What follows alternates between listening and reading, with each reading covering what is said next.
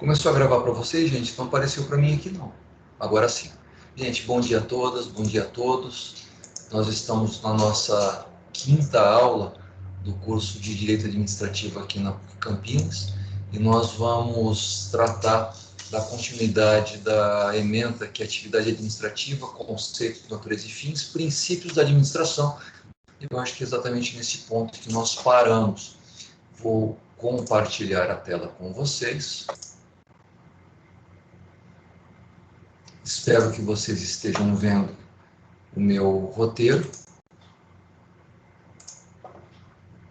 Espero que ele esteja bem grande na tela de vocês. Alguém, se puder me falar que sim ou que não, eu agradeço. Dá para ver sim, professor. Ele tá, dá para ver. Perfeito, obrigado. Bom, na aula passada nós estávamos falando sobre regime jurídico administrativo, que tem a ver com a estrutura, inicialmente principiológica descritiva, ou seja, doutrinária, científica, dogmática, e posteriormente esta estrutura dogmática passou a integrar o ordenamento jurídico. Alguma coisa está piscando aqui para mim, eu não sei o que é, gente, por favor, espera um pouquinho só. Não, aqui. Eu ainda vou me acostumar com essas aulas online, pisca alguma coisa, eu começo a achar que tem algum problema. Bom, continuando. Quando nós temos uma doutrina, quando nós temos uma teoria, nós podemos usá-la ou não. Mas a partir do momento em que essa teoria é transformada em norma jurídica, nós não temos mais a opção de escolher se nós vamos usar ou não, nós temos o dever de cumprir o ordenamento jurídico. Por isso que é tão importante essa disputa, vamos dizer assim, ideológica ou doutrinária, por formas de compreender o Estado, por formas de compreender o direito. A forma como o direito é estruturado como norma, ele determina a conduta e determina as atitudes, não só das pessoas de direito privado, mas também das pessoas de direito público. Nós temos inúmeras teorias de formação de Estado, inúmeras teorias de constituição do Estado, inúmeras teorias políticas e jurídicas, mas a partir do momento que uma dessas teorias se torna a teoria normativa, ou melhor, ela deixa de ser teoria e se torna norma jurídica, ordenamento jurídico, sistema normativo, ela passa a ser de cumprimento obrigatório, quer nós concordemos, gostemos ou não. E quando foi desenvolvido doutrinariamente, cientificamente, quando a ciência do direito administrativo desenvolveu a ideia de regime jurídico administrativo, entendeu que em determinadas circunstâncias havia certas condições presentes voltadas à preservação e à promoção do interesse público. Situação em que o interesse público deveria prevalecer diante de qualquer outro interesse que não aquele. Ou seja, diante do interesse público, todos os interesses privados devem se submeter. Por isso que alguns autores chamam o direito público de um sistema de prerrogativas e sujeições. A autoridade pública, ela não tem nem o direito e nem o dever de se impor perante as outras pessoas. Ela tem a prerrogativa de fazer isso. Prerrogativa não é que ela tem o direito de agir daquele jeito, é muito mais próximo do dever de agir daquela forma. Ela pode agir daquela forma, ela tem todo o poder de Estado para agir daquele modo a ponto de sujeitar os demais interesses, mas essa sujeição não é uma sujeição imposta para os interesses do administrador, mas imposta para os interesses públicos que estão em disputa naquele momento. E aí nós temos que lembrar algumas, aliás, vale a pena, acho que, ir para o texto anterior aqui. Nós mostramos para vocês os dois princípios fundamentais do regime jurídico administrativo, que é a supremacia do interesse público, ou o princípio da supremacia do interesse público sobre o privado, e princípio da indisponibilidade do interesse público.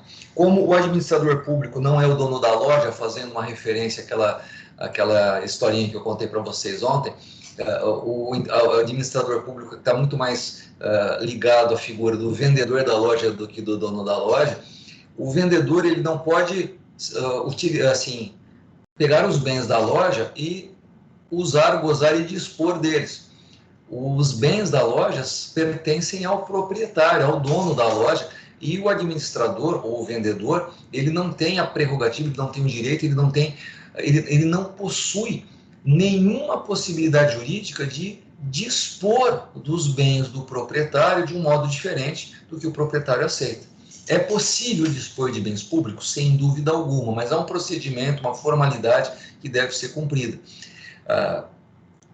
Quem administra, quem cuida de interesse público, não está cuidando dos próprios interesses. Logo, a ideia de propriedade privada não faz sentido aqui. Aquela ideia de que o proprietário pode usar, gozar e dispor dos seus bens não funciona no interesse público, porque o administrador não usa, não goza e não dispõe dos próprios bens, mas dos bens que pertencem ao público em geral. Por força disso, não dá, por exemplo, para ele realizar a disponibilidade de qualquer interesse. Ao contrário, os interesses públicos devem ser promovidos e protegidos na maior medida possível. Acho que basicamente foi isso que nós falamos na aula passada. E faltou dizer algo que vale a pena aqui, ó. Nós temos dois tipos de interesse público, isso aqui é doutrinário, isso é dogmático, isso é até já consolidado pela jurisprudência no Brasil, que é uma teoria que vem do direito administrativo italiano, Renato Alessi, e é muito tranquilo isso, tá? O interesse público primário tem a ver com a noção de bem comum, tem a ver com a noção de interesse público propriamente dito. Existe um interesse que é comum ao público todo, interessa a todos de maneira indistinta. Alguma coisa que Rousseau chamaria de vontade geral. E que Dom Pedro chamaria de bem do povo e felicidade geral da nação. Vejam como é difícil de descrever, como é difícil de definir. De qualquer forma, tudo que tem a ver com o atingimento dos fins do Estado ou com o atingimento dos objetivos da República, lá no artigo 3º da Constituição, tem a ver com o interesse público. Todas as finalidades públicas que têm que ser atingidas são interesse do administrador público e ele deve cumprir a sua programação para cumprir aquelas finalidades. Ele é obrigado, por dever de mandato, por dever de prestar concurso e ter sido empossado, ele passa a ter o dever institucional de realizar aquelas finalidades. E o interesse público ele deve ser cumprido, ele deve ser realizado, ainda que à custa do não atingimento ou vamos dizer assim, da não eficácia de certos interesses privados. Muitas vezes os interesses privados são colocados de lado ou são simplesmente desconsiderados para que o interesse público seja atingido. O interesse privado não é motivo, não é justificativa para impedir o atingimento do interesse público primário.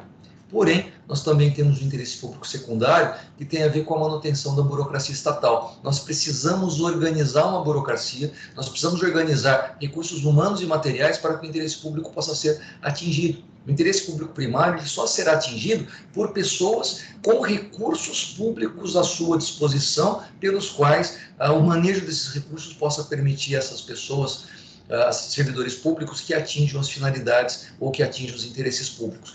Mas precisa de papel, precisa de impressora, precisa de computador, precisa de mesa, precisa de cadeira, ou seja, precisa de toda uma estrutura. E os interesses voltados à manutenção dessa estrutura não são chamados de interesse público primário, mas interesse público secundário. E esses interesses públicos secundários, eles são tão relevantes quanto os interesses privados. Na disputa entre o interesse privado, o interesse meu, o interesse seu, e o interesse público secundário, não há hierarquia entre eles. Não há supremacia do interesse público da burocracia, porque a burocracia não é considerada interesse público no sentido primário, no sentido originário da palavra. Não sei se me fiz entender, se não fiz eu explico de novo, tá bom? E uma coisa importante, o interesse secundário é instrumental, é por meio dele que se busca o interesse primário. E vamos deixar claro que o regime jurídico administrativo se funda na supremacia do interesse público primário. Não existe supremacia do interesse da burocracia sobre os particulares, ok? E precisamos lembrar que essa ideia de supremacia do interesse público sobre o privado e indisponibilidade do interesse público são princípios que compõem a própria compreensão do direito público. O direito público está estruturado a partir desses dois princípios. Nós não conseguimos pensar o direito público senão a partir dessa estrutura chamada regime jurídico administrativo, ok? E veja, não é só para o direito administrativo, tá? para entender o próprio direito público. É possível entender também o direito penal, o direito processual, e sempre que houver ordem pública, nós temos que entender que o interesse público é superior ao interesse das partes, ao interesse privado. E existe uma expressãozinha que talvez vocês venham ouvir falar. Quando a gente fala de direito público, nós estamos falando de relações jurídicas que são exorbitantes do direito comum. Elas estão além da órbita do direito privado, porque o direito público deve ser protegido, deve ser preservado, fora daquela ideia de relações horizontais. Ao contrário, toda vez que o direito público, o interesse público está presente, as relações são verticais e devem ser levadas em consideração para preservação, priorização e implementação primária, primeira, prioritária do interesse público. E, por força disso, existem algumas considerações que nós vamos ver ao longo do nosso semestre. A supremacia do interesse público confere aos servidores públicos que realizam os atos do Estado presunção de legitimidade, legalidade e veracidade. Quando um servidor público age como se fosse o Estado agindo, aquela ação tem presunção de legitimidade e de legalidade. Ou seja, se por acaso o servidor público comete um abuso, comete uma ilegalidade, faz alguma coisa fora do ordenamento jurídico, é preciso provar que ele fez coisa errada. Porque se ninguém falar nada, todos os atos daquele servidor público presumem-se válidos, presumem-se legítimos, e se ele declara um fato, aquele fato declarado é presumido verdadeiro. Se por acaso um policial de trânsito, um fiscal de trânsito não vai com a minha cara e resolve, por quaisquer motivos pessoais, mandar uma multa por mês para mim, só para me deixar bravo, aquela multa, aquele documento chamado auto de infração e imposição de multa tem presunção de validade, e aquela declaração de que eu cometi uma infração de trânsito tem presunção de veracidade. Nós é que teríamos que provar que aquele fato não aconteceu. Pô, professor, fazer prova negativa, eu não quero entrar nesse assunto, mas quem tem que provar que aquele fato não aconteceu, ou que aquele fato aconteceu de outra forma, o ônus da prova cabe a nós e não a ele. É a mesma coisa no caso de citação. Eu dei esse exemplo para vocês, um caso famosíssimo 30 anos atrás. Um oficial de justiça, cuja função é declarar a citação do réu para começar o processo, ele declarou que o réu foi citado, e o réu depois provou que ele nem no Brasil estava no dia da citação. Não houve citação, efetivamente ele provou. Como ele provou que ele estava em outro lugar, que ele estava no exterior, ficou claro que aquela citação jamais poderia ter ocorrido, e o processo todo foi declarado nulo. O processo já estava em fase de execução, já estava penhorando bens dele, ele conseguiu anular tudo, não porque ele é bom, não porque ele é ruim, simplesmente porque o processo estava eivado de uma nulidade insanável. E nós sabemos que se há uma nulidade insanável, não é possível convalidar, não é possível sanar, não é possível fazer nada, senão começar tudo de novo. Como dizia aquela música antiga, tente outra vez, porque a nulidade impõe que tudo volte ao início ou volte à situação anterior. Ok? O que eu disse aqui, ainda que um ato administrativo seja ilegítimo ou ilegal, ainda que uma declaração administrativa seja falsa, o ônus da prova cabe a quem alega. Trata-se do chamado princípio da presunção da legitimidade, e também aqui no caso de juízos de valor ou juízos normativos, é uma presunção de legalidade, em caso de juízo de fato, uma presunção de veracidade. E vale a pena também, eu falei isso agora há pouco, lembrar que o regime jurídico administrativo também é chamado por vários autores como um sistema de prerrogativas e sujeições. A autoridade pública tem a prerrogativa de agir conforme o interesse público, e esta prerrogativa permite que esse interesse sujeite, subordine todos os demais interesses que estejam em curso.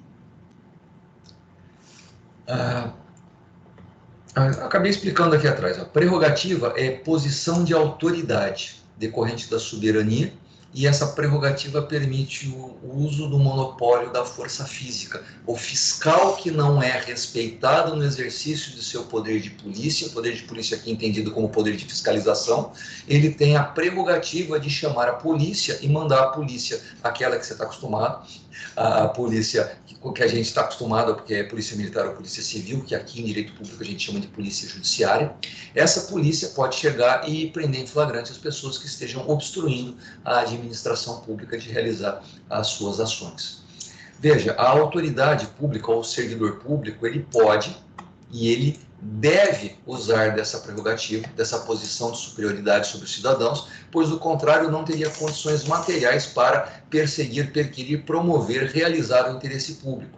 O cidadão, ele, por sua vez, nós, cidadãos, nos sujeitamos à autoridade pública, só que esta sujeição só é válida se decorrer da necessidade de alcançar finalidades coletivas. Se a autoridade pública quiser dar uma carteirada na gente, a carteirada é considerada ilícita, porque não está sendo utilizada a força, a violência do poder público para realizar uma finalidade pública, mas para realizar um interesse particular daquele servidor. Se o servidor quiser usar da sua prerrogativa ou do seu poder público para fazer algo pessoal para ele, aquilo é considerado ilegal. Eu vou dar um exemplo bobinho, está gravando. Eu tenho alguns amigos que são servidores públicos, que são agentes políticos do Estado, e aconteceu uma vez que eu fui comer uma pizza com eles, e uma delas, que era promotora, queria decidir qual era o pedaço da pizza que eu ia escolher, eu ia comer. Ou seja, ele estava querendo mandar em mim uma esfera que não faz sentido algum. Veja, se nós saímos para comer, ou vamos fazer, assim, nada impede que eu peça a minha pizza, eu peça metade da minha pizza do sabor que eu quero. E ele não tinha que impor a vontade dele ou o interesse dele sobre o meu. Não havia ali, naquele momento, a autoridade pública tratando de questões de Estado. Eram simplesmente pessoas comuns decidindo comer uma pizza. A partir do momento que a autoridade pública passa a impor a sua vontade, se utilizando, se arrogando do poder que lhe é investido para fazer isso, essa pessoa está cometendo ilícito, essa pessoa está cometendo atos, ora de improbidade administrativa, ora de crime contra a administração pública. Usar da autoridade pública para realizar interesses privados, ou mesmo para realizar interesses públicos secundários, não devem ser considerados como legais, não devem ser considerados como lícitos, não devem ser considerados morais, devem ser repudiados pelo ordenamento jurídico e por todos os agentes públicos e privados que atuam naquela esfera da sociedade.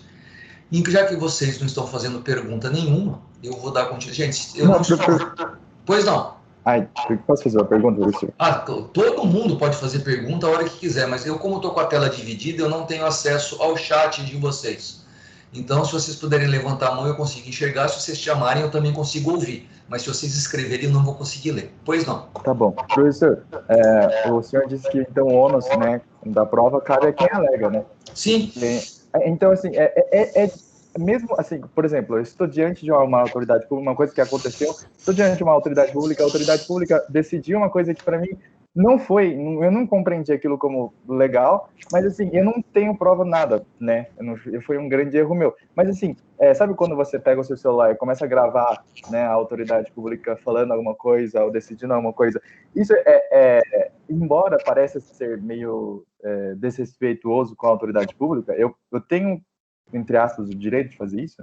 Se você estiver presente na discussão, na fala, você pode gravar todas as suas conversas. Você não pode gravar a conversa dos outros. A sua você pode. Sim. E caso a autoridade comece a repudiar esse ato e tentar reprimir, o que eu devo fazer? Olha, ele não tem o direito de pegar o seu celular.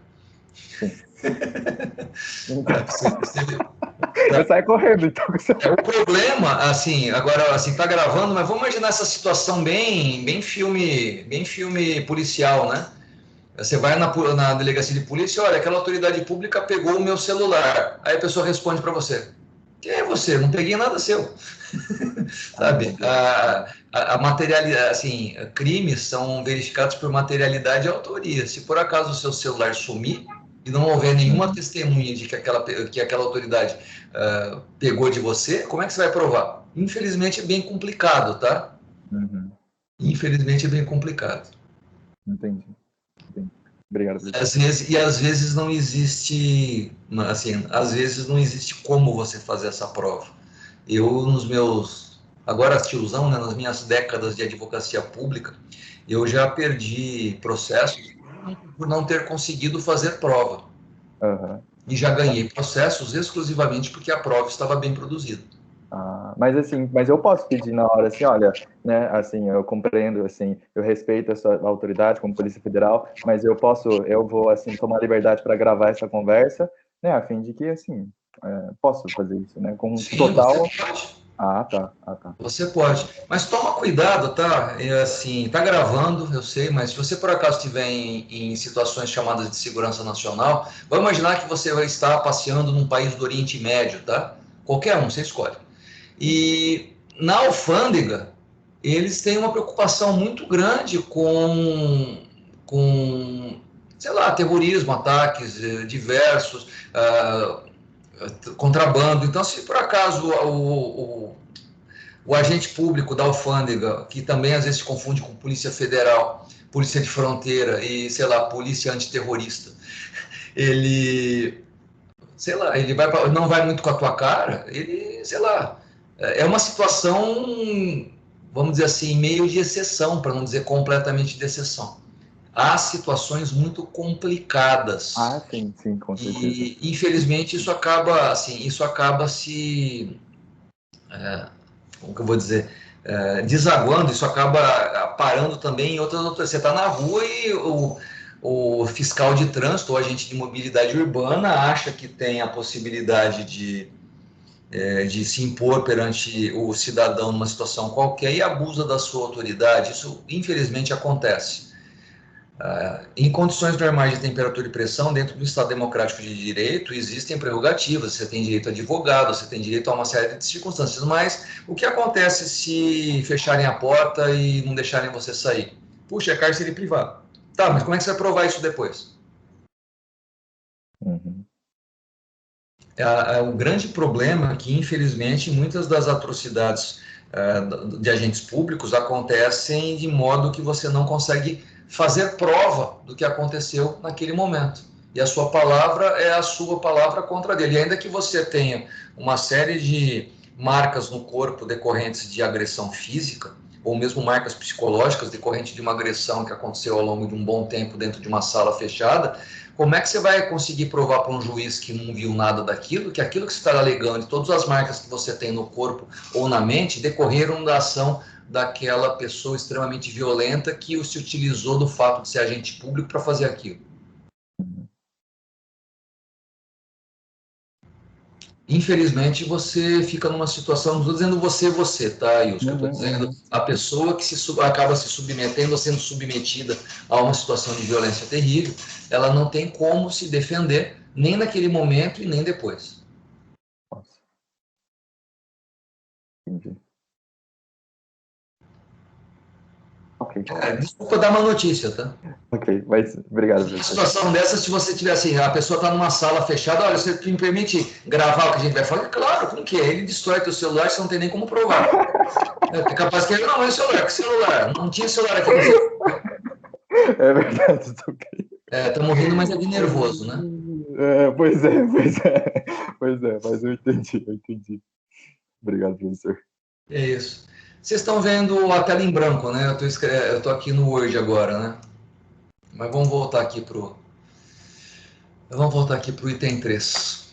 Tá certo? Nós vamos falar agora de princípios constitucionais explícitos. Por que explícitos? Porque eles estão escritos de maneira evidente, né? Você lê a Constituição e consegue encontrá-los ali. Eles estão literalmente escritos, ou seja, a letra deles está lá no texto constitucional. O regime jurídico administrativo, originalmente, ele tinha um caráter principiológico descritivo, ele era doutrinário, dogmático, passou com o tempo a ser positivado no ordenamento jurídico. Nós passamos de 1890 para cá a ter leis que passavam a falar sobre ou impor observações, impor regras sobre o regime jurídico administrativo. O princípio da supremacia do interesse público sobre o privado e o princípio da indisponibilidade do interesse público passaram a constar de textos normativos. Leis passaram a ser votadas e aplicadas com esses dois princípios. E atualmente, há pelo menos desde 1988, nós temos princípios constitucionais que se tornaram, ou seja, nós temos princípios que antes eram descritivos e eles passaram a ser de cumprimento obrigatório no Brasil. E nós temos na Constituição de 88 e na Constituição do Estado de São Paulo de 89. Gente, a PUC de Campinas fica no Estado de São Paulo, eu utilizo a Constituição do Estado de São Paulo e eu tenho, assim, eu não vou me ater a constituições dos outros estados, tá? Vamos ficar só nesses dois textos normativos ao longo do nosso curso. Mas nada impede que você, eu sou de Minas Gerais, posso ver a Constituição de Minas? Pode, é facinho, você baixa do site do governo ou do Poder Legislativo do teu estado, não tem problema nenhum. E aí, a gente entende que o regime jurídico-administrativo se tornou um sistema normativo. O regime jurídico-administrativo hoje, ele está organizado segundo princípios normativos. A Constituição impõe o cumprimento do regime jurídico-administrativo a qualquer cidadão estrangeiro ou não residente no país, ok? Se nós formos brasileiros e estrangeiros aqui residentes, estamos sujeitos à imposição do regime jurídico-administrativo, que começou lá na Constituição de 88, no artigo 37, caput. Então está lá. A administração pública direta e indireta de qualquer dos poderes da União, dos Estados, dos Distritos Federais e municípios, ou seja, a Constituição aqui se impõe perante todas as entidades públicas brasileiras. Então, toda autoridade pública, no exercício da função administrativa, ele estará sujeito, ele deverá cumprir e fazer cumprir estes 5 princípios. Este último princípio aqui veio em 98, tá? Ele é posterior, mas tudo bem. Os princípios são legalidade, impessoalidade, moralidade, publicidade e eficiência. Para facilitar, por enquanto, nós temos um acrônimo: legalidade, impessoalidade, moralidade, publicidade e eficiência. São os princípios mais limpinhos, mais higiênicos do direito público, porque não tem como você esquecer dele, ok? Se bem que já fez essa pergunta em prova para dar nota para aluno, e o pessoal não conseguia lembrar que I em pessoalidade colocava imparcialidade, E no lugar de moralidade colocava outra coisa. Bom, tudo bem, vai. E o E, o pessoal tem mania de falar eficácia no lugar de eficiência, mas está escrito eficiência, tá, gente? Não dá para confundir, não, a gente vai falar a respeito disso. Está tendo atualmente no Brasil uma proposta de emenda constitucional para fazer a reforma administrativa. E eu não quis trazer a reforma administrativa para a discussão porque ela não se tornou direito positivo. E a reforma, ela tem tantas alterações na Constituição e na estrutura do Estado que eu achei por bem não tratar delas por vários motivos. O principal é que não é norma ainda e talvez não se torne norma, porque as discussões estão muito acirradas. E eu, particularmente, sou contrário a uma série de questões que estão nessa reforma administrativa, em que o servidor público parece ser colocado, o servidor público que presta concurso público parece ser colocado como grande vilão. Parece que o Estado brasileiro não funciona direito porque tem servidor público. Então a gente vai tirar o servidor público concursado e vai colocar servidor público comissionado. O servidor público concursado, ele tem, vamos dizer assim, ele presta continência, ele tem responsabilidade, ele se vincula, ele é fiel ao ordenamento jurídico e ao Estado. O comissionado, ele é fiel e ele presta continência a quem o comissionou. Ou seja, enquanto um é um serviço, presta serviço de Estado, presta serviço de interesse público primário, o outro é um servidor de governo, ele presta o interesse dele está muito mais ligado ao plano de governo de quem o indicou do que propriamente aos interesses públicos primários. Então, eu tenho uma dificuldade muito grande de entender reforma do Estado ou eficiência administrativa nesse sentido por causa bom, eu sintetizei muito, tem uma série de outras questões, mas não vai dar para a gente falar aqui, porque nós temos um cronograma e temos um programa de direito administrativo que deve ser cumprido, e eu vou cumprir com base no ordenamento jurídico vigente, ok? Então, a nossa Constituição, ela ainda possui este artigo 37 com esta redação, e nós vamos tratar destes 5 princípios e também de outros princípios que constam do ordenamento jurídico brasileiro. Mas vamos começar com estes 5, porque, afinal de contas, eles têm vigência obrigatória e determinante no território nacional como um todo. Eles são aplicados no município de Campinas, eles são aplicados no estado de São Paulo, eles são aplicados na União Federal, eles são aplicados perante qualquer pessoa pública direta e indireta. Isso significa que não é só União, Estado, Distrito Federal e municípios, mas toda a administração pública indireta, ou seja, autarquias, empresas públicas, sociedade de economia mista e fundação pública, estão sujeitas aos princípios da legalidade, impessoalidade, moralidade, publicidade e eficiência. E, gente, esses princípios aqui para o direito público, para o direito administrativo, é mais ou menos como tabuada no ensino fundamental. Melhor decorar.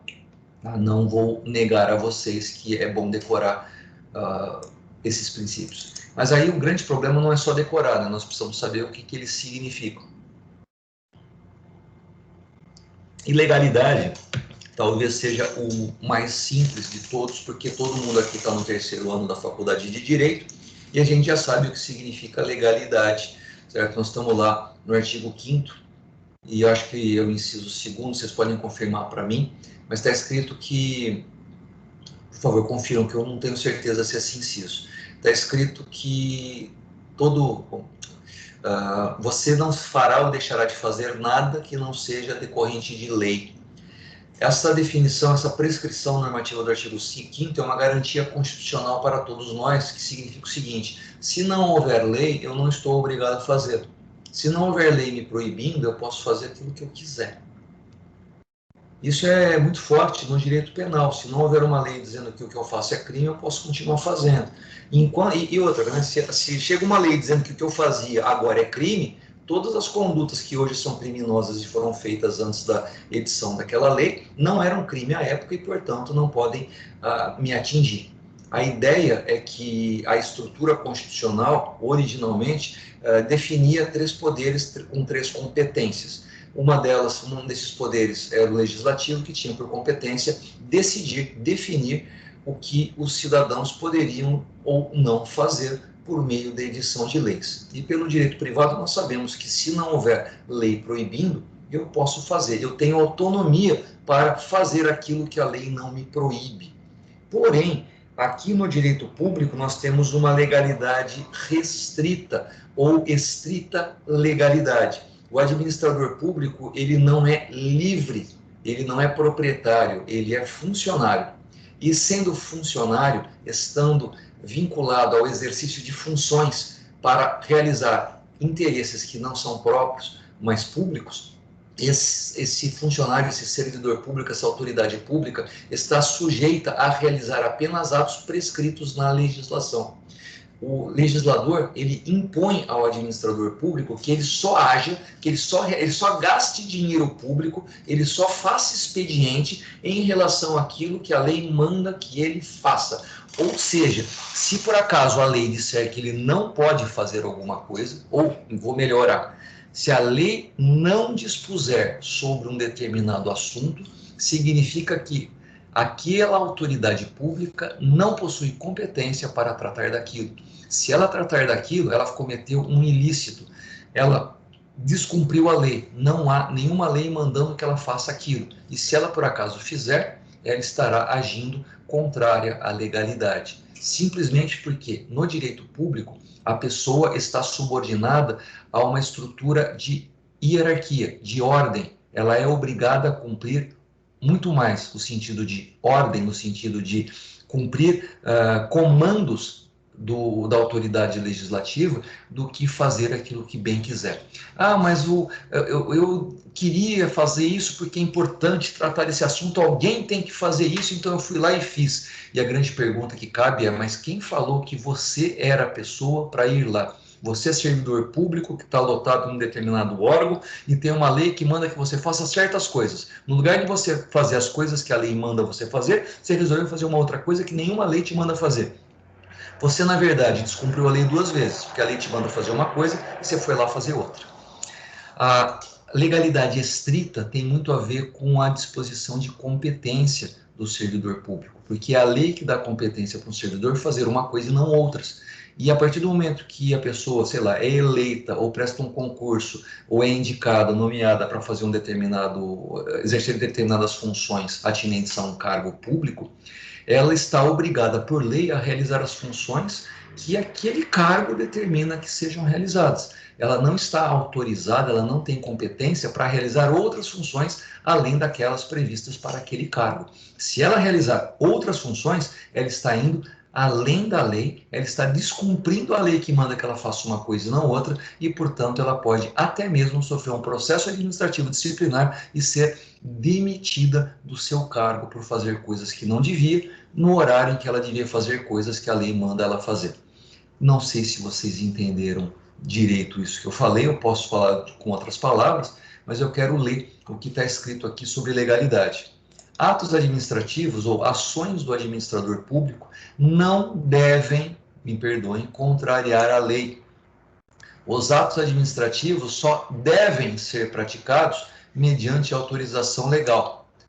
Ou seja, devem ser segundo a lei, legalidade em sentido positivo ou estrita legalidade. Se não houver lei mandando fazer, o administrador público não deve agir. E também aqui nós temos que falar de legalidade no sentido de bloco de legalidade. Do mesmo jeito que vocês aprenderam em direito constitucional que existe um bloco de constitucionalidade, ou seja, legislações que permitem a compreensão da Constituição como um todo, é preciso entender a legalidade também com regulamentos, atos infralegais que direcionam a lei num determinado sentido. Então, quando a gente fala de bloco de legalidade, nós estamos querendo dizer que o administrador público deve seguir o ordenamento jurídico e não apenas a lei lá a estrito sensu. Ok? Importante. Isso aqui acho que dava até para ficar até o final da aula falando só disso aqui. Você já deve ter ouvido falar de princípio da reserva legal ou reserva de lei. Isso significa que aqui no Brasil, a inovação no ordenamento jurídico só pode acontecer por lei. Existem alguns países que conferem ao Poder Executivo a prerrogativa de criar decretos autônomos ou decretos... Eu acho que o termo técnico é apenas esse.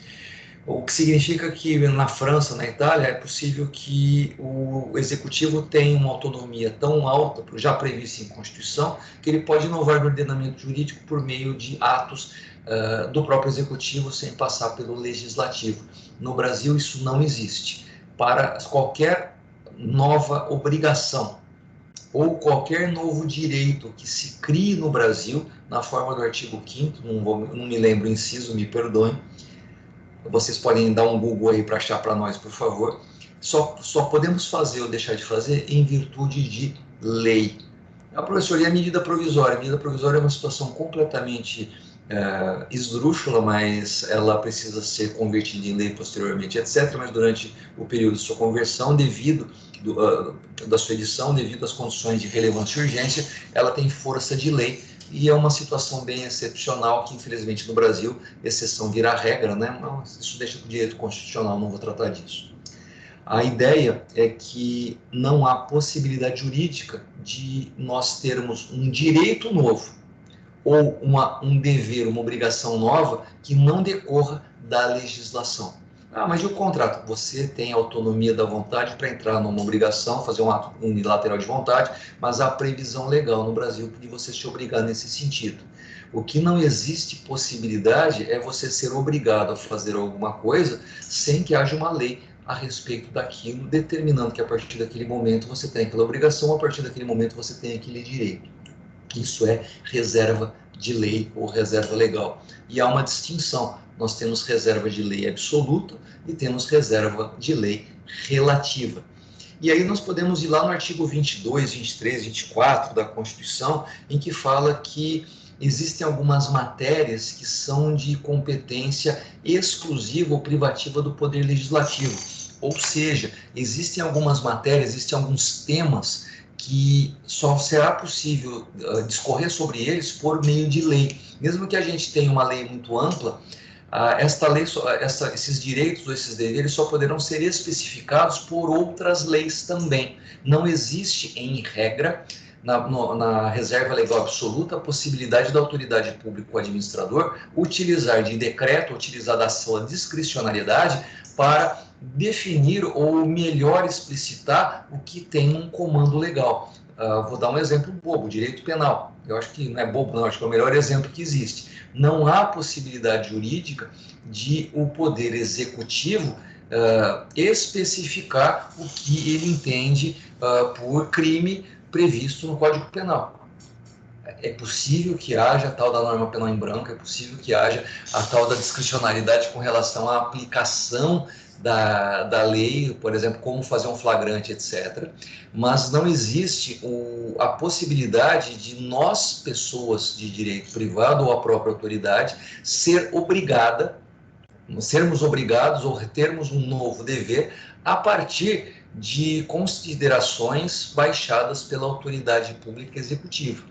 Se a reserva legal é absoluta, a única forma de ler, de discutir, de discorrer sobre aquele tema no ordenamento jurídico é a partir de legislação e não a partir de decretos, regulamentos, etc. Isso é a reserva legal absoluta. Porém, existem algumas matérias para as quais o executivo pode complementar a disciplina iniciada pela legislação. E acho que os melhores exemplos que nós temos aqui são, por exemplo, o Código de Trânsito Brasileiro e o próprio direito administrativo, ou normas de direito ambiental. É possível, e sempre acontece nesse sentido, que o legislador entregue ao administrador público, ao executivo, a prerrogativa de definir ou especificar aquilo que está previsto na legislação. Vamos melhorar isso. Vamos imaginar que vocês fizeram 18 anos e a partir dos 18 anos vocês querem ter o direito de dirigir um automóvel ou uma moto. E vocês então vão atrás da sua carteira nacional de habilitação. Como se promove, como se procede a obtenção da licença para dirigir? Você vai até uma autoescola e você cumpre uma série de requisitos. E que depois, se você cumprir aqueles requisitos todos, após você cumprir todas as aulas, fizer todas as aulas práticas e teóricas, após você fizer os exames, você recebe uma licença para dirigir. Nenhum desses procedimentos está previsto no Código de Trânsito Brasileiro ou em nenhuma lei brasileira. A lei brasileira apenas determina que existe uma autoridade do Conselho Nacional de Trânsito, que é responsável pela organização do Sistema Nacional de Trânsito, e esse sistema é organizado segundo normas de direito administrativo baixadas por essa autoridade administrativa, que cria regulamentos, e você sabe por um desses regulamentos qual é a possibilidade, qual é a forma de você obter a sua carteira de habilitação.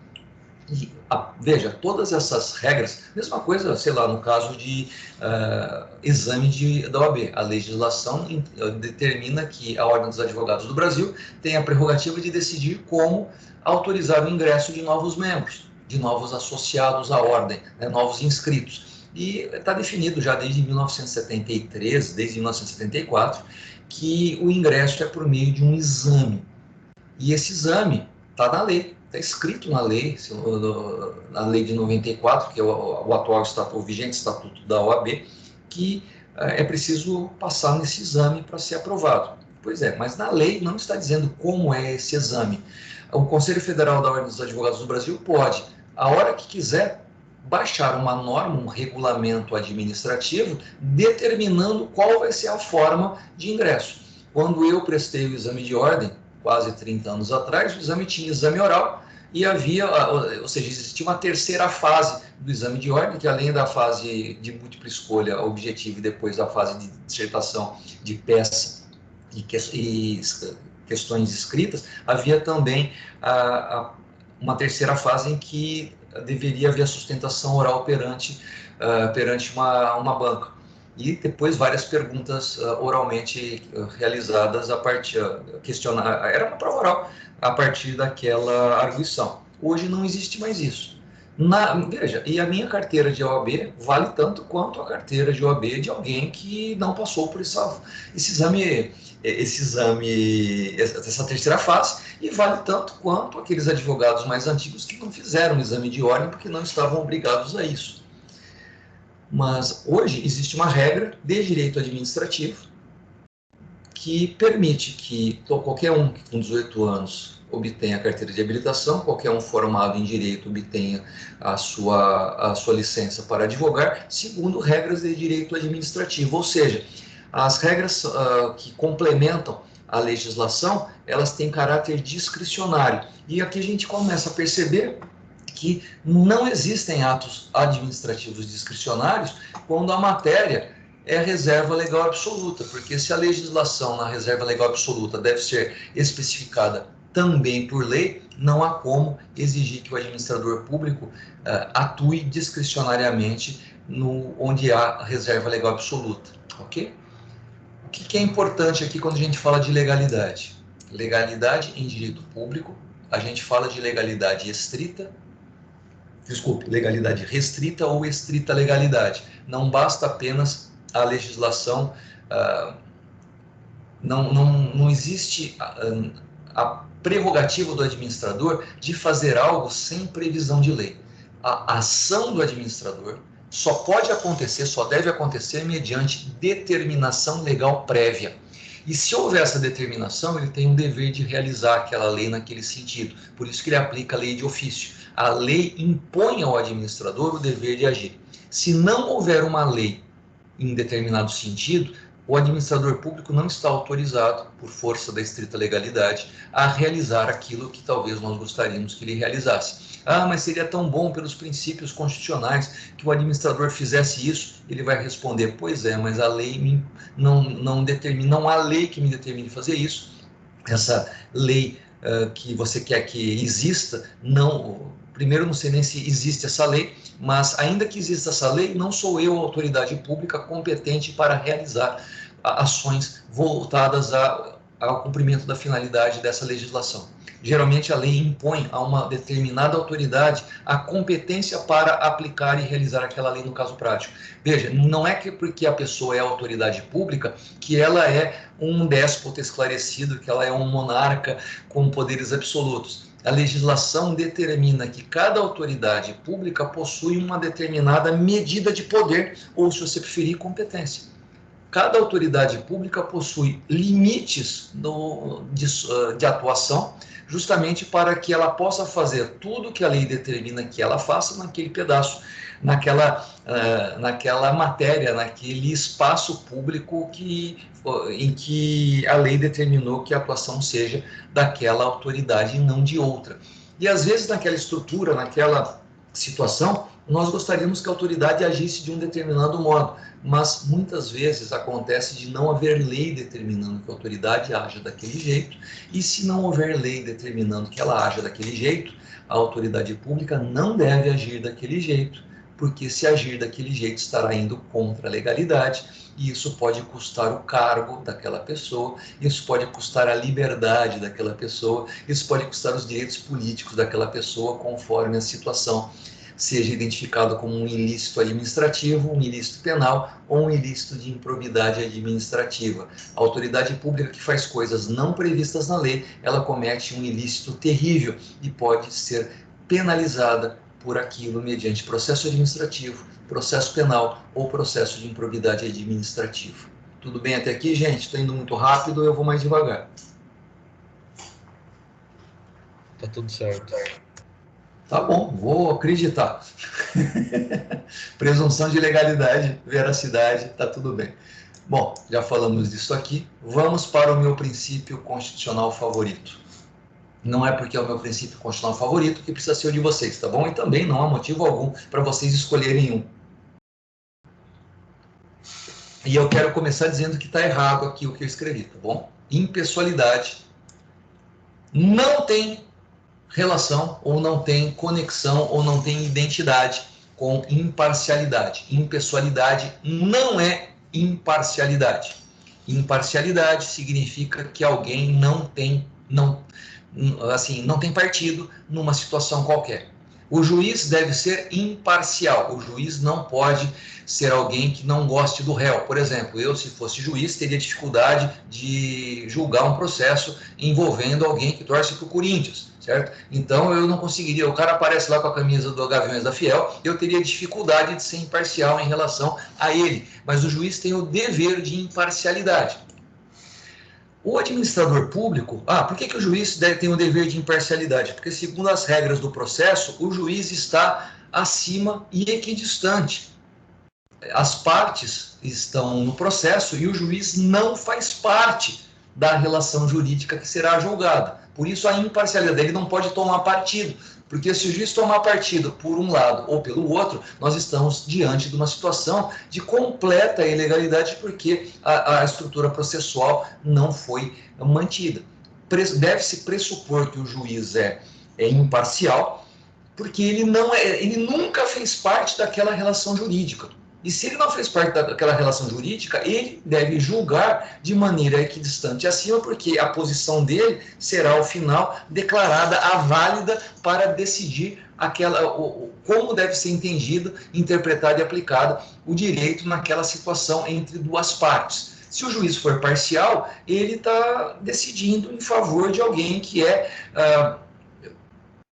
que ele gosta, que por algum motivo ele tem interesse. E quando isso acontece, nós devemos entender que não houve julgamento justo, simplesmente não porque o juiz não levou justiça ao caso concreto, mas simplesmente porque o juiz tinha interesse. E se ele tem interesse naquela situação, obviamente aquela situação está eivada de vício, de nulidade insanável. Só que a autoridade pública executiva, o administrador público, ele é parte em todas as relações jurídicas de direito público. Vou falar de novo. Imparcialidade e impessoalidade não são sinônimos, porque o administrador público sempre é parte na relação jurídica. O administrador público, se ele for imparcial, ele está cometendo um ilícito, porque ele tem que tomar parte. Ele tem que tomar parte do interesse público. Ele está lá para promover a supremacia do interesse público sobre o privado. Ele é super parcial. Ele é parcial pra caramba, não tem ninguém mais parcial do que ele. Ele está interessadíssimo em promover o interesse público, a função dele é essa, e ele submete todos os interesses privados que precisarem ser submetidos para que o interesse público se realize, se promova, se mantenha. Ou seja, o administrador público, ele sempre será parcial, ele precisa ser parcial, não há como ele não ser parcial, veja, se ele é parte, não existe, veja, vamos falar de lógica, tá, gente? Subir para cima, descer para baixo, são chamados de pleonasmo, são chamados de assim, é óbvio que você vai subir para cima, não dá para você descer para baixo, subir para baixo, ok? Isso é contraditório. Falar parte imparcial, nós estamos diante de uma contradição. Não é possível que uma parte seja imparcial, porque se ela é parte, ela tem que tomar partido da parte que é dela. Não sei se eu consegui me fazer entender, mas o administrador público é parte. Se ele é parte, ele sempre é parcial. Não existe administrador público imparcial. Se aparecer um administrador público imparcial, mete um processo administrativo nele, porque ele não está cumprindo o dever dele de realizar o interesse da parte, qual seja, da administração. Ok? Por isso que o princípio constitucional relacionado à administração pública no Brasil é o princípio da impessoalidade.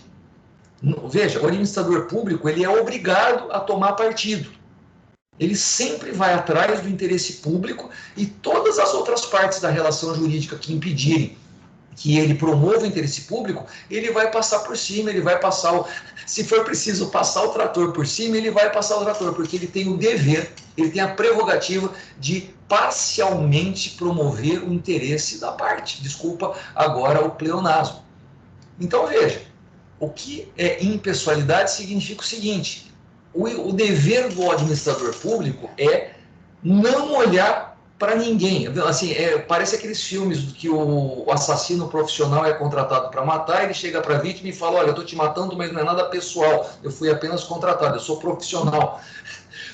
O administrador público, ele não deve se importar com quem seja a pessoa que vai sofrer a submissão ou vai ser submetida ao interesse público.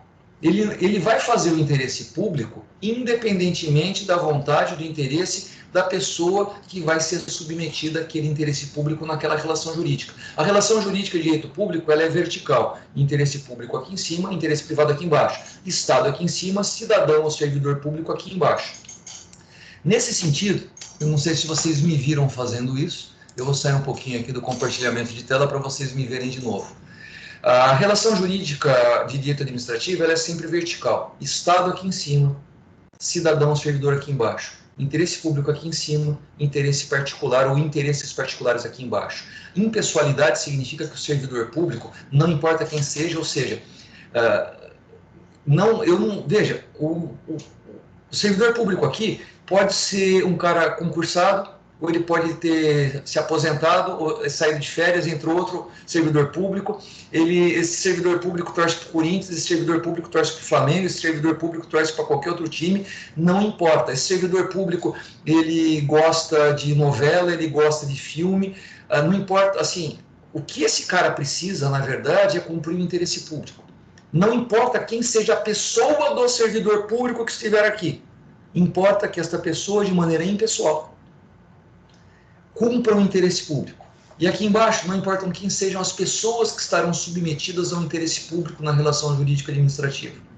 As pessoas que estão aqui estarão submetidas ao interesse público e essas pessoas, não importa quem ela seja, se por acaso é filho do presidente da República, se por acaso é filho do governador do estado, se por acaso é parente do prefeito, não importa quem seja essa pessoa que estará submetida ao interesse público.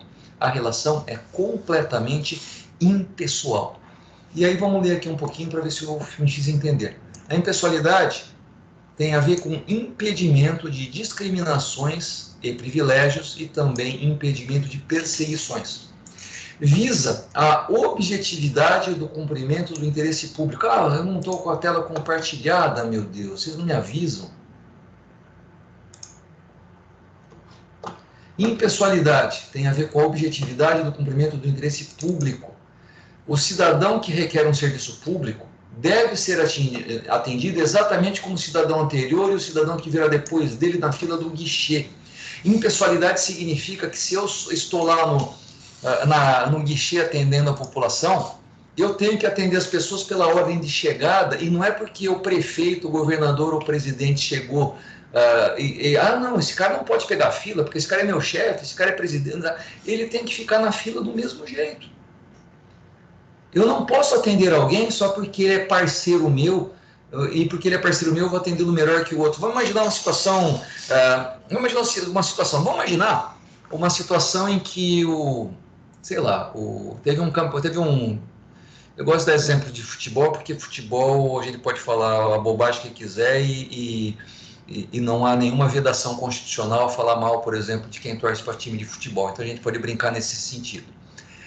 Vamos imaginar que tem uma pessoa que a religião dela é o Corinthians, e ela se veste com roupa do Corinthians, ela usa o gorro do Corinthians, ela só usa a roupa do Corinthians e ela é servidor público.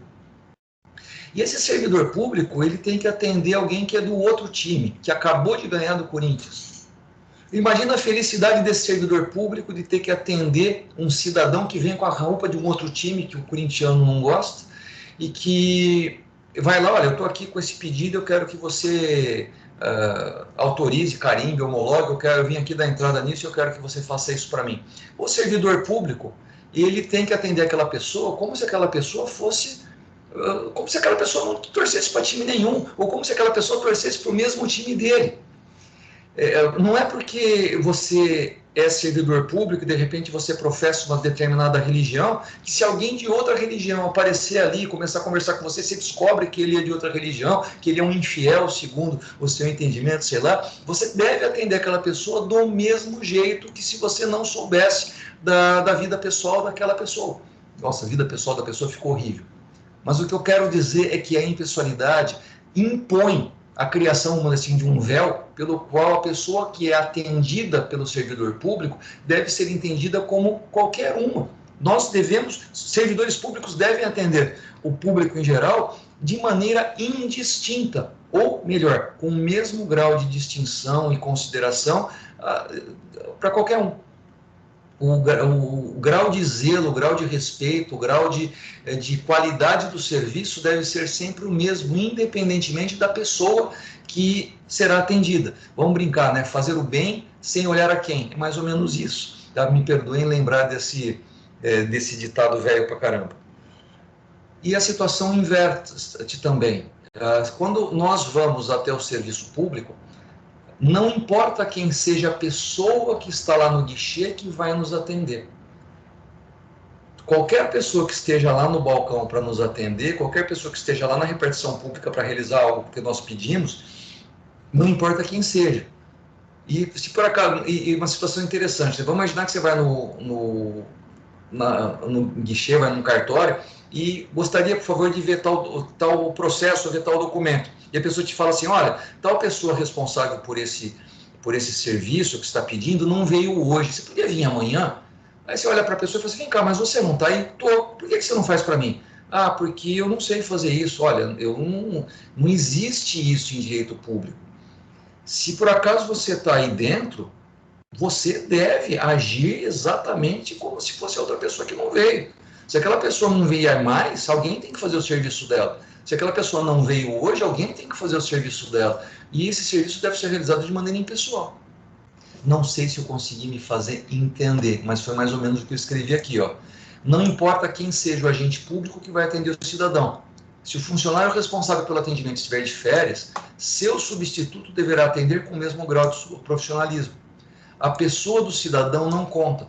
A pessoa do agente público que realiza o serviço público não conta. O agente público deve atuar e atender visando a cumprir o interesse público. Então, nós temos a impessoalidade dirigida ao cidadão, aquela impessoalidade do guichê para fora, né? A finalidade pública deve nortear a atividade administrativa. Se por acaso, sei lá, eu sou servidor público e eu torço para um time qualquer e vem alguém e me pede, faz um pedido para eu cumprir no serviço público e ele é do mesmo time que eu, ou ele é do mesmo grupo religioso que eu, ou ele é do mesmo grupo político que eu, ele é o parça, né? Nós crescemos junto. E ele me pede uma coisa que é contrário ao interesse público.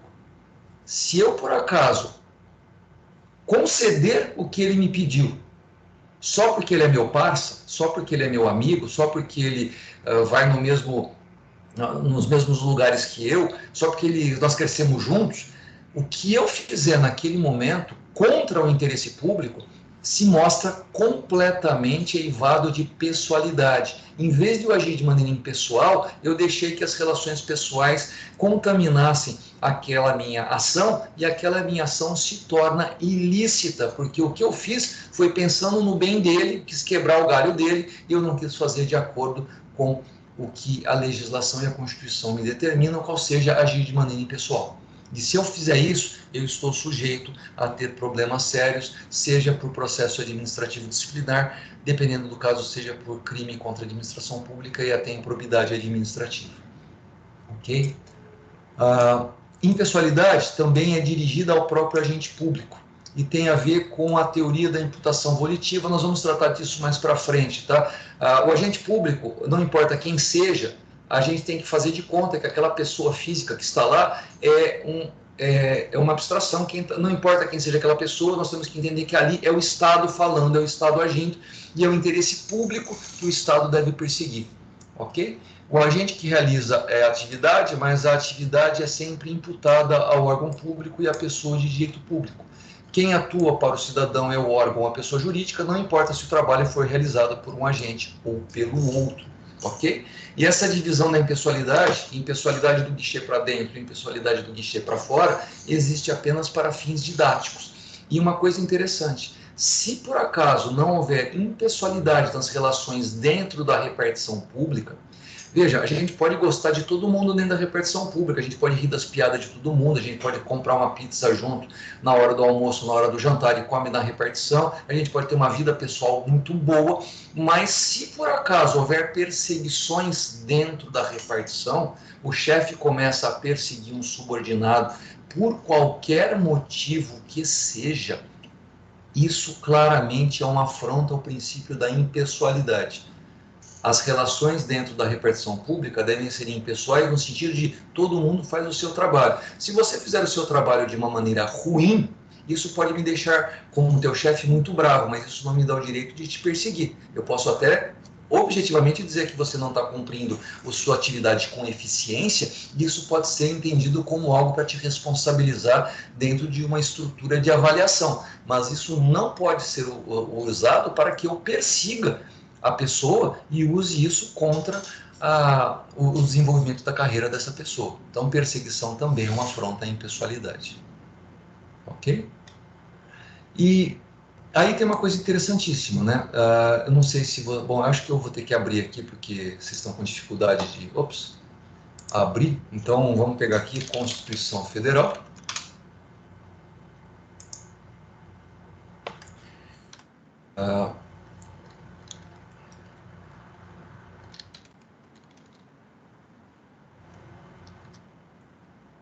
Não achei, tudo bem, deixa quieto.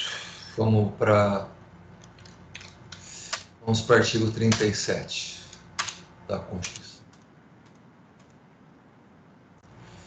Veja, na Constituição... Vocês estão enxergando aqui a Constituição? Eu não sei se eu estou mostrando para você o que eu estou fazendo. A legislação... Tá vendo? Não. Beleza. Está aqui, né, a Constituição vigente. Nós não estamos enxergando a Constituição. Meu Deus. Então vamos tentar de novo. Gente, eu ainda vou aprender a mexer com essas coisas, tá? Vocês me perdoem. Gente, se eu por acaso estiver falando aqui... Hã? Eu não ouvi. Tranquilo. Ok. Não é tranquilo não, pô. Teve um caso, não sei em que país, que o professor ficou falando por 2 horas e estava no mudo. Então, não custa nada perguntar, não custa nada vocês interferirem para que eu não cometa umas gafes dessas, né? E olha, a chance de eu cometer umas gafes dessas nesse ambiente tecnológico é altíssima. Então, por favor, eu conto com a ajuda de vocês. Bom, eu estava mostrando para vocês o artigo 37, né? E falei para vocês agora há pouco do princípio que consta do artigo 37, parágrafo 1º. Isso aqui é bem legal. Parágrafo 1º. Isso aqui eu costumo falar bastante porque vive caindo em concurso, em exame, então está escrito assim, o parágrafo 1º do artigo 37, né? No caput do 37 tem 5 princípios, dentre os quais a impessoalidade e a publicidade, né? E aí aqui no parágrafo 1º está escrito assim, a publicidade dos atos, programas, obras, serviços e campanhas dos órgãos públicos deverá ter caráter educativo, informativo e de orientação social, dela não podendo constar nomes, símbolos ou imagens que caracterizem promoção pessoal de autoridades ou servidores públicos. E aí a pergunta é assim, a qual princípio do caput do artigo 37 se refere esse parágrafo 1º do artigo 37? A, legalidade, B, impessoalidade, C, moralidade, D, publicidade ou eficiência? E como começa com a publicidade, assim, é muito comum as pessoas tacarem lá que a resposta certa é que esse parágrafo está falando do princípio da publicidade, mas não está.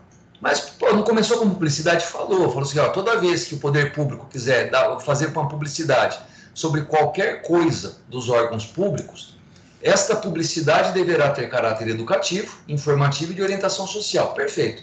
E o mais importante, essa publicidade não vai jamais poder constar nomes, símbolos ou imagens que caracterizem promoção pessoal de autoridades.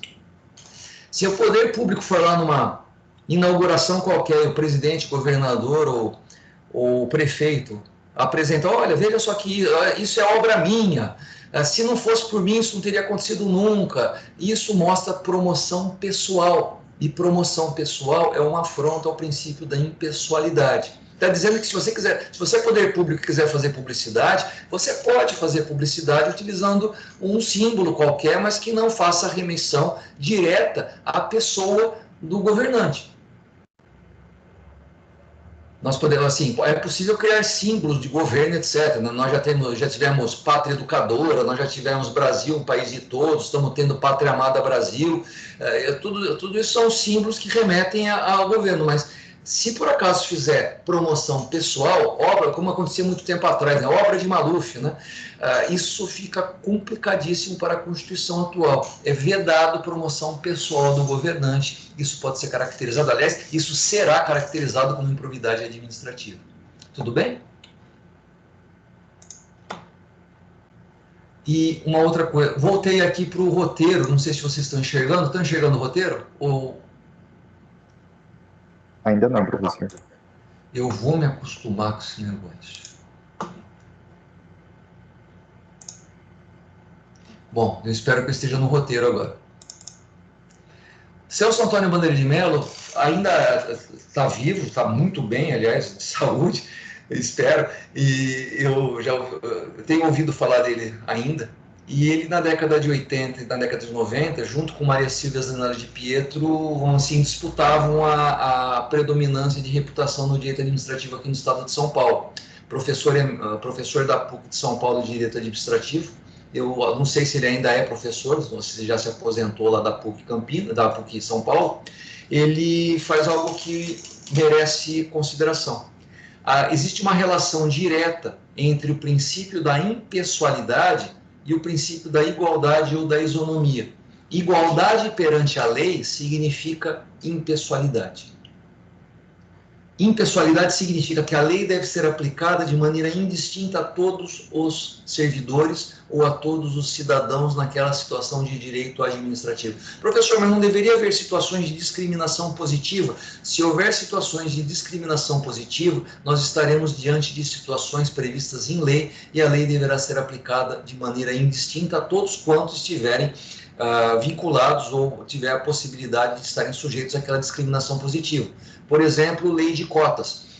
Eu não vou discutir com vocês agora a justiça ou não da lei de cotas. A lei de cotas, ela está totalmente positivada no ordenamento jurídico e declarada constitucional pelo Supremo Tribunal Federal. Então, ela faz parte do ordenamento jurídico de maneira inerente, não dá para a gente, não queria que tivesse. Existe, tá bom? A lei de cotas é uma realidade. E essa lei de cotas, ela é uma afronta à isonomia. Não, como ela impôs juridicamente pela legalidade uma discriminação positiva, essa discriminação positiva deverá ser aplicada de maneira isonômica ou de maneira impessoal a todos quantos estiverem debaixo dessa hipótese de incidência ou debaixo desse enquadramento. Isso é impessoalidade. Impessoalidade significa eu vou aplicar o critério da lei indistintamente em qualquer situação, qualquer que seja a pessoa envolvida nesta situação. Não importa quem seja, eu deverei ser impessoal na aplicação do interesse público. É mais ou menos isso que significa impessoalidade, é mais ou menos isso que significa igualdade ou isonomia na aplicação da lei de maneira a aplicar o critério do direito público. A respeito do Celso Antônio Bandeira de Mello, ele tem um livrinho bem fininho, eu não sei se vocês conseguem encontrar em PDF, mas é fácil de encontrar. O livro tem na biblioteca física da PUC Campinas. O livro é sobre o conteúdo jurídico do princípio da igualdade. E é algo que vale muito a pena falar, porque ele trata de maneira jurídica sobre o princípio da igualdade e acaba tratando também de isonomia e de impessoalidade. É um texto que vale a pena a leitura. Tudo bem até aqui, gente? Eu não sei se eu vou conseguir terminar o princípio da moralidade hoje, mas se não conseguir, não tem problema, a gente continua na próxima aula. E moralidade é talvez o princípio mais complicado, porque nós sempre partimos da moralidade a partir da nossa moral pessoal. E a gente tem uma mania de achar que moral é algo pessoal, vamos dizer assim. Todos nós temos a nossa moral, a moral tem a ver com cada indivíduo.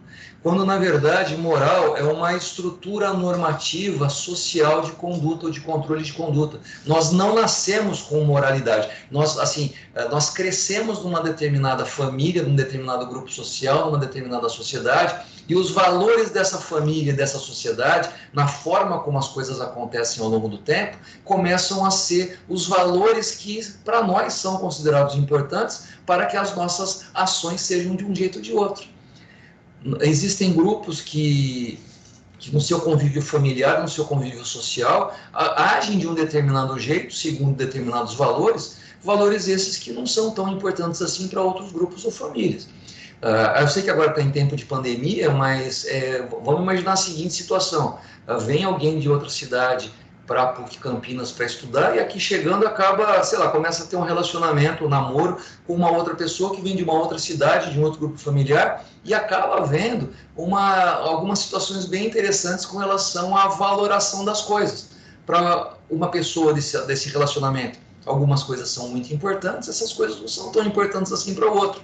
E a convivência começa a mostrar para eles que aqueles valores que para eles talvez até fossem considerados absolutos, naquele novo relacionamento eles são totalmente relativizados.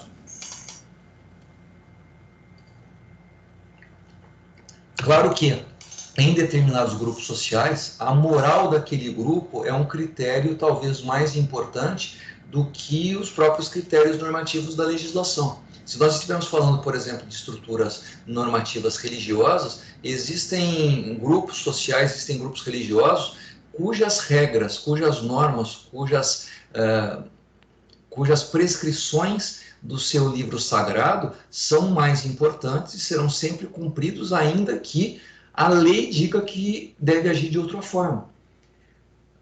Eu não estou dizendo que isto é ruim ou que isto é bom, eu estou apenas dizendo que isso acontece.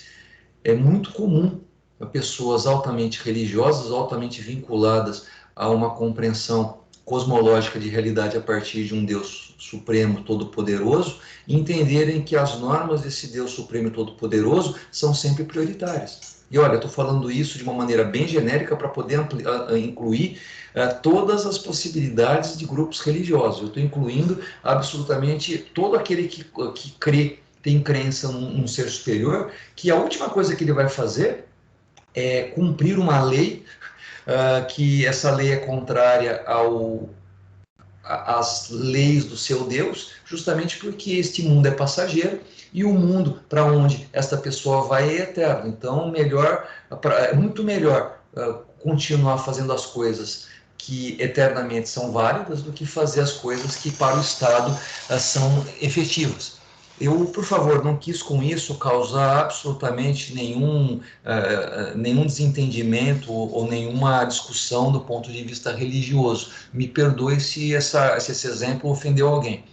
Não era a intenção e eu peço perdão caso isso tenha acontecido. O que eu quis dizer é que existem estruturas religiosas que a ciência do direito entende até como normas morais, e essa moralidade é considerada para esse grupo como critério de justiça ou de injustiça das leis estatais.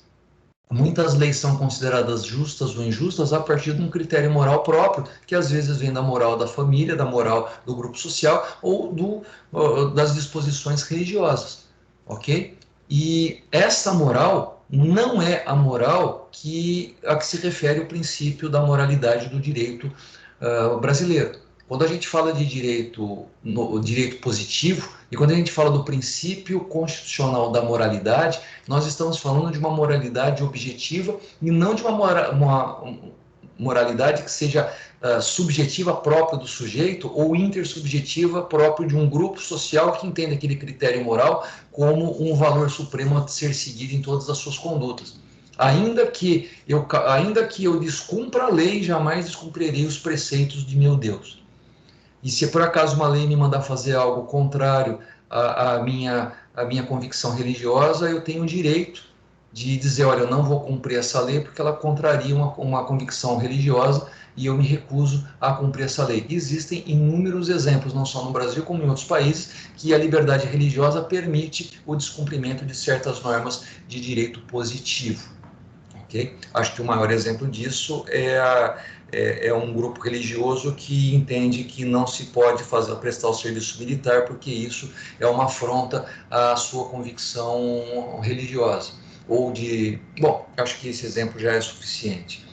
Quando a gente fala de moralidade objetiva em direito público, nós estamos falando de certas regras que seriam considerados de maneira universalmente injustas por praticamente todos os grupos sociais. Existem certas situações que, se você for religioso ou se você for ateu, se você for fiel de uma religião ou de outra, se você torcer por um time ou por outro, se você for de um partido político ou de outro, existem situações, existem circunstâncias que serão consideradas imorais de maneira objetiva. Toda vez que houver um favorecimento de uma pessoa de maneira injusta, é muito provável que todos os grupos sociais vão entender aquilo como imoralidade. E veja, é um critério que nós tentamos tornar objetivo, ainda que a subjetividade impere. Eu vou tentar, por exemplos, melhorar.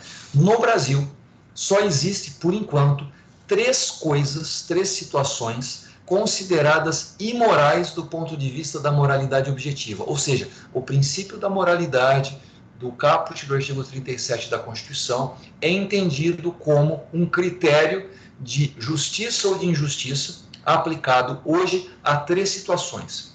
Nepotismo, ou seja, indicar parente para cargo público é considerado imoral, não importa se quem indicou é do PT ou é do PSL, é do PSDB ou é do Republicanos, não importa quem seja a pessoa que esteja indicando para um cargo a nomeação de um parente, isso é considerado imoral em qualquer circunstância por qualquer grupo político, ok? Então, veja, nós temos aqui uma ideia de imoralidade objetiva. Nepotismo, que é a prática de indicar parente, é considerado ilícito, é considerado...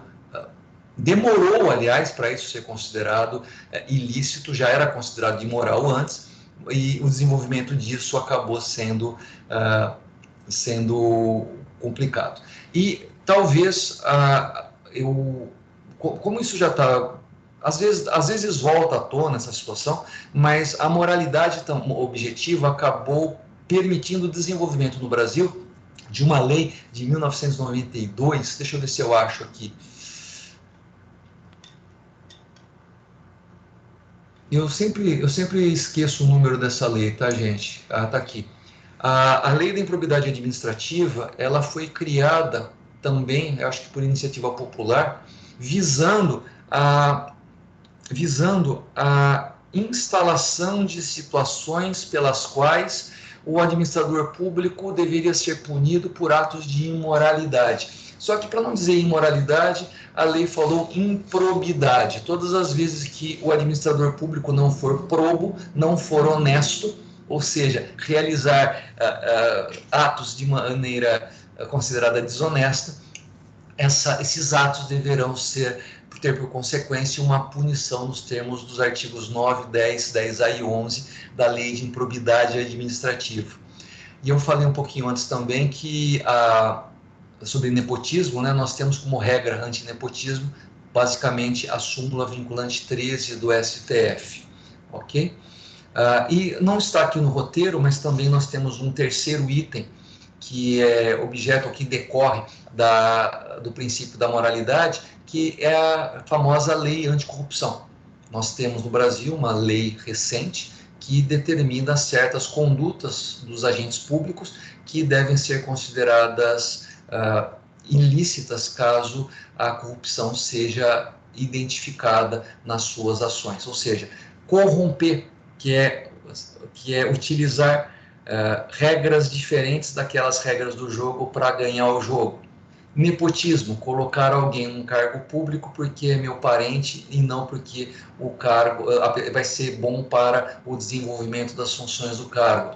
E realizar atos desonestos, ou seja, de improbidade administrativa, são os 3 exemplos que nós temos, são as 3 situações que nós temos no Brasil para identificar a aplicação do princípio da moralidade ou da moralidade objetiva. Não temos, embora haja situações extremamente imorais ou amorais no sistema jurídico normativo brasileiro, e ainda que existam certas condutas que nós nunca vamos conseguir admitir, porque o nosso padrão de moralidade impede que nós consigamos compreender certas ações e certas condutas de outras pessoas, essas situações que nos afligem, essas situações que nos deixam loucos, elas não são incluídas nesta estrutura de moralidade objetiva, ok? Acho que vale a pena a gente ter um tempinho, dá para ler isso aqui, tá bom? Moralidade objetiva ou moralidade administrativa. Tem por correlato o princípio da probidade, e eu particularmente acho que é sinônimo, e exige respeito a padrões éticos incorporados na prática diária. E exige respeito a um padrão ético vigente. A administração pública deve agir conforme os comportamentos socialmente esperados dele. Tem uma frase antiga, né? A mulher de César não pode apenas ser honesta, ela tem que parecer honesta, né? Então a gente espera que o administrador público haja de maneira a se adequar ao padrão ético vigente, certo? tem a ver com a chamada boa-fé objetiva, ou seja, vocês podem trazer isso do direito civil, que faz todo sentido, e ela é identificada a partir do comportamento realizado pelo agente e não por sua intenção. E, gente, por favor, Minority Report é só no filme lá do Tom Cruise. Não existe a possibilidade de alguém ser preso ou alguém ser punido por algo que ele pensou, mas não fez. Assim, as intenções lá no inferno estão cheias, o inferno está cheio de intenções, como dizia Dante Alighieri, mas no direito positivo, a pessoa só pode ser punida pela prática e não pela intenção de praticar, ok? Então, quando é realizado pelo agente público algo considerado imoral, e no Brasil a imoralidade está presente em condutas consideradas ímprobas pela lei de probidade administrativa, por nomeação de parentes, segundo as normas antinepotismo, e por atos sujeitos à imputação da legislação da lei anticorrupção, ok? Vale a pena ler esta autora é talvez a autora mais didática de direito administrativo que nós temos no momento, e eu particularmente gosto muito do livro dela. Ela escreve que a positivação da moralidade como princípio assegura a qualquer um que interprete esta norma um mecanismo para coibir juridicamente a administração, não apenas a seguir um comportamento legal, mas também um comportamento ético, tendo em vista a ideia de que nem tudo que é formalmente legal é necessariamente ético. Só que como a moralidade objetiva é algo a ser objetivamente identificado, no Brasil nós, por enquanto, temos a moralidade aplicada nessas três situações.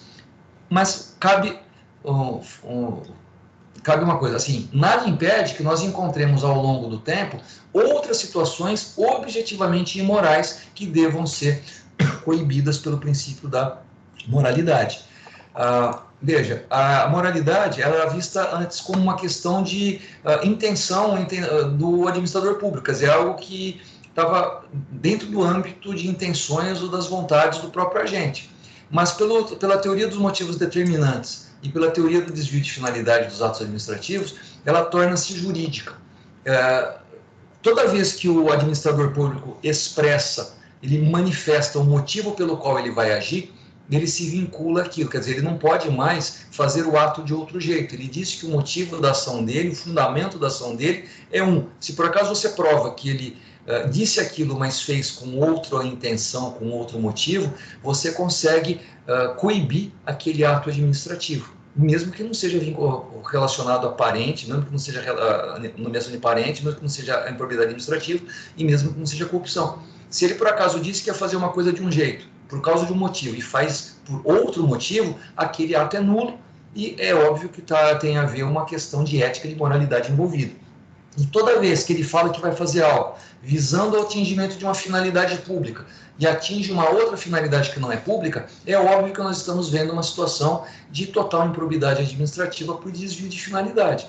E esse desvio de finalidade ele pode ser identificado sempre a posteriori, sempre precisamos de prova para comprovar esse desvio de finalidade, e isso é entendido também a partir do princípio da moralidade.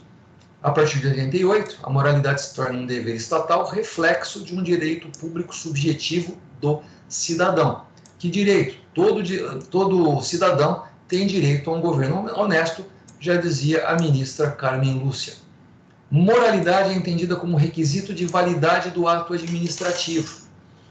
Desde 1965, pela Lei da Ação Popular, no artigo 2º, não me lembro o parágrafo e a linha, o desvio de finalidade é uma hipótese de ilegalidade do ato administrativo. E desvio de finalidade, o administrador falou o seguinte: olha, estou baixando este ato para atingir esta finalidade. Se ele atingir outra, ele muito provavelmente mentiu ao falar que a finalidade era uma, quando na verdade atingiu outra. E isso é imoral, e isso permite o controle do ato administrativo.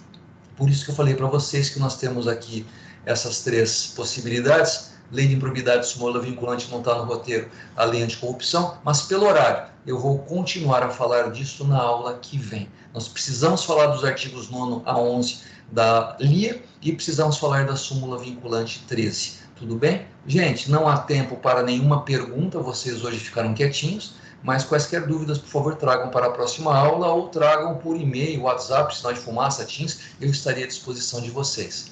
Gente, eu agradeço muito a presença de vocês e paro de gravar a partir de agora. Muito obrigado a todos, viu? Até a semana.